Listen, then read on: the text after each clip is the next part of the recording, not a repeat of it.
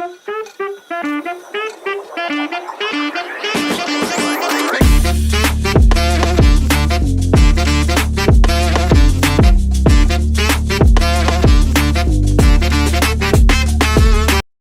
and welcome everyone.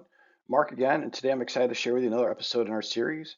Whether you're here to learn something new, just get inspired, or have fun, you've come to the right place. In this video, we're going to explore a brief introduction in the incident response process. I'll be guiding through each stage, and by the end, you'll have enough information to get a quality response for when bad things happen. So sit back, relax, and let's go ahead and dive in. Hey, and don't forget to hit the subscribe button and check out the many blog posts and podcasts from other members of the Secure IT 360 team.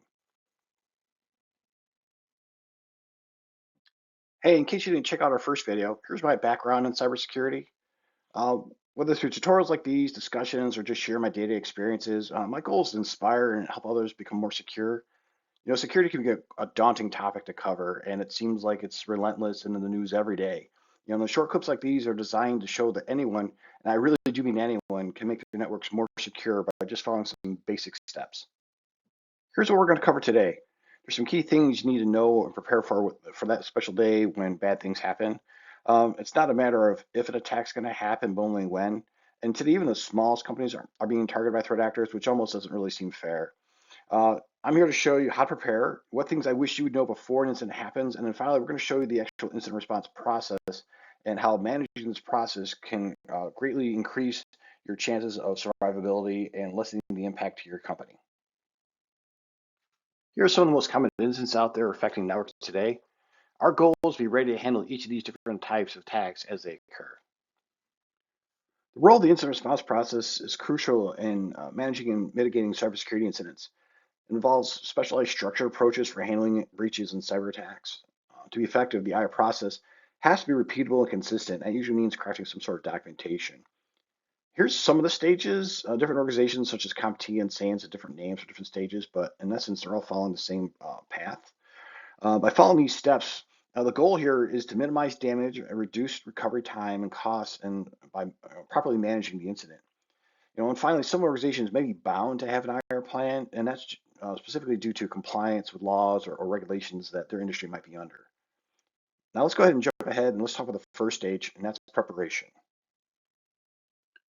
Preparing our defenses, the first thing we need to know is what and how we're trying to protect. Unfortunately, as an incident responder responding to someone's incident, it's all too common for us to find systems running in the network in an unsafe or even forgotten state. They got this way because there was inadequate asset management and machine missed patches or updates, or worse, totally missed having security products installed and configured. That ultimately led to the breach. Once you've identified your assets, you need to list out the severity of that system to your organization and its defensive capabilities. Is this system mission critical, or is this just a redundant spare system that we shut down at a moment's notice? These are important deciding factors that need to be captured. These things should be recorded so responders can make quick decisions on how to proceed during an incident. And remember when we said documentation? You're going to need to start creating an IR plan. The first IR plan does not have to be perfect. You just need to begin collecting data and writing it down. IR plans are designed to evolve and grow over time, so don't let perfect be the enemy of good. Let's go ahead and get started on one today. If you need help with one, reach out to my team. We'd be more than glad to lend a hand. So why do we need an IR plan? Well, I think I just kind of explained why we need to have one. We want to plan our response while we're clear of mind and right now when we're not in heat of battle. When cyber incidents happen, the stress levels rise, people tend not to think clearly, and people tend to be very reactionary. We want to be able to have our responses and our plans mapped out when we're in a clear of mind, state of mind, where we can make right decisions and capture those to minimize the chance of errors during the incident.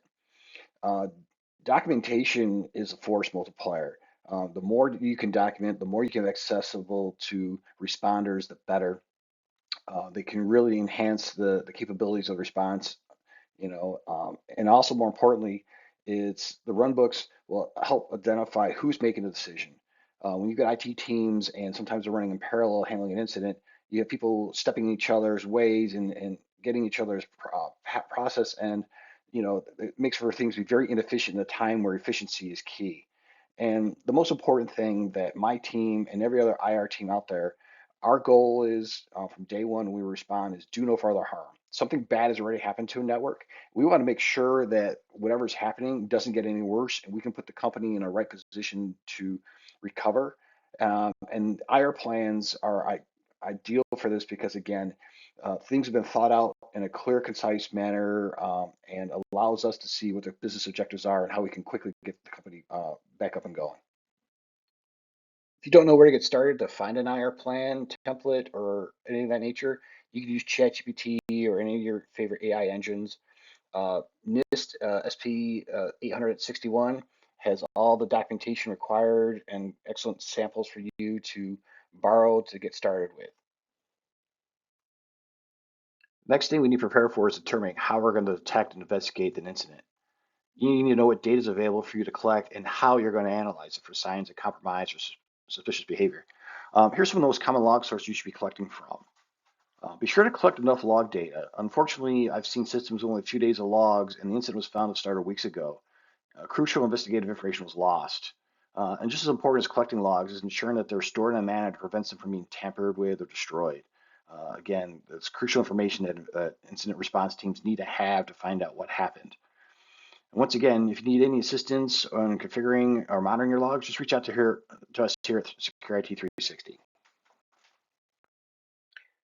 Hey, let's not forget that during an incident, you might be relying on people outside your organization to lend a hand. So ahead of time, it's a good idea to establish some good relationships with security vendors, incident response teams. You have an IT group that provides you with your daily PC support or server backend support. You're going to want to talk to them about what your needs are going to be during an incident, especially when these teams get busy. A couple of years ago when Log4j hit, just about every IT department on the planet was scrambling to address this issue. And you want to make sure that you have contracts in place or agreements so your teams can respond to you before they meet somebody else, right? You don't want to wait in line. You want to have someone, you pick up the bat phone, they come running. You might want to invoke legal departments. Do you have legal advisors that can specialize in cyber incidents or business continuity, business disruption, and of course, law enforcement? Know what its requirements are if you need to open up a ticket with your local law enforcement agencies or the FBI. And of course, cyber insurance. Companies nowadays have cyber insurance or business disruption insurance. Check in with them, see what services they offer. Some of them have stuff as part of your premium. And it's a good idea to have these things at the ready or at least warmed up when you start talking about your incidents. Uh, Other thing going on during an incident is communication. In the haze of war, there's a lot of miscommunication that comes out. So you need to lay out ahead of time who gets notified when, and then how are you going to do this, right? How much incidents, information you're going to share during incident is also very important. Uh, Too much information can be a bad thing to lead things out, as well as not enough information that leads to speculation and rumors, right? And then when you do communicate something, make sure you have guidance for your employees on what to say and not what to post on social media, right? May have everyone go back to an authoritative source of only one individual or one team of people who's going to alert everyone as far as what's going on and maintain the communication. Right. This stuff should all be ahead of time so things move more smoothly during the the incident. And of course, ahead of time, you want to when you have a conversation with legal advisors, uh, find out from legal or from your management, what decisions are as far as compliance regulations might impact how they respond. These are all things that need to be considered in the calm long before the battlefield. Hey, and in closing, remember, we want to identify and document everything that's running on our network. Look for every system, every nook and cranny. Leave no stone unturned. Next, we want to collect and monitor those systems for any signs of problems or malicious actions. Once we have the monitoring in place, we need to create a plan on how do we respond to those alerts that are going to be generated. We also want to have a plan for communicating important information both internally and externally. We want to get all of our resources squared away before bad things happen. And right now, anything is better than nothing. If you need help with incident response planning, contact someone who can assist. Security 360 will be more than glad to lend a hand. And that brings us to the end of this episode. We covered a lot of ground today. I hope you found it informative and engaging. If you missed any of the previous episodes, now is the perfect time to catch up. Don't forget to hit the like button if you enjoyed today's content and subscribe to stay updated on all of our future episodes. Join us next time we dive deeper and explore the next stage of the incident response process. We got some exciting content lined up. You are not going to want to miss it. Until then, keep exploring and keep learning. Thanks for watching, and we'll see you in the next episode.